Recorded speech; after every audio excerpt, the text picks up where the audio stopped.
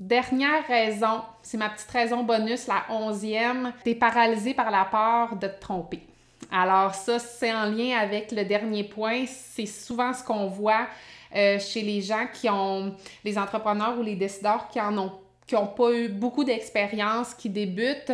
La peur de se tromper, c'est comme la peur de la page blanche en rédaction, c'est que il y a tellement d'informations. Hein, je te comprends d'être un peu perdu. Il y a tellement de données à droite, à gauche. Il y a des milliards de blogs sur le marketing, les communications. Il y a des channels YouTube. Il y a des plateformes de formation comme la nôtre.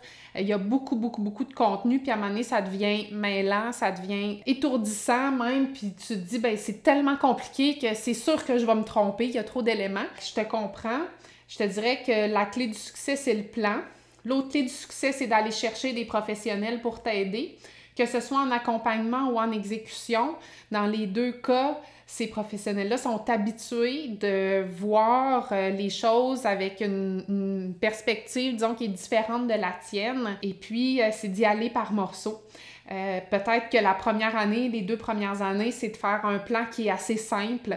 Hein? C'est pas nécessaire de compliquer les choses pour rien dès le départ parce qu'il y a c'est vrai qu'il y a beaucoup de choses, c'est vrai que notre univers, tout ce qui est marketing, communication et tout ce qui est entre les deux, c'est beaucoup complexifié dans les dernières années, mais reste que il y a des stratégies assez simples de base que tu peux mettre sur lesquelles tu vas générer des résultats qui vont te donner confiance en toi, qui vont te permettre d'atteindre tes objectifs ou de t'en rapprocher.